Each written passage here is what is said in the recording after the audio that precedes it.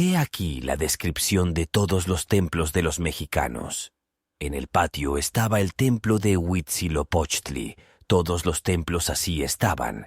Así se veía el recinto, quizás de 200 brazas por lado, y en su interior estaban templos muy grandes. Estaban los templos de los dioses.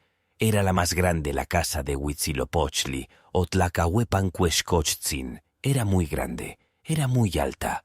Así estaba en pie, en el centro, y junto a ella estaba la casa de Tlaloc. Estaban ambas muy juntas, estaban bien unidas entre sí. Y la cumbre de la primera se veía un poco más alta, quizás de una brasa. Así se veían las dos capillas. Estaban sobrepasando con mucho a las demás. Estaban encumbradas, estaban bien emparejadas.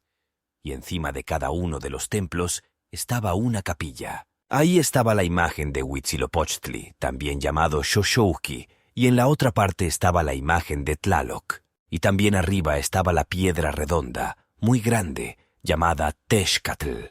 Encima de ella se sacrificaba, y así se honraban a sus dioses. Y la sangre de los que morían, llegaba hasta abajo, hasta acá escurría.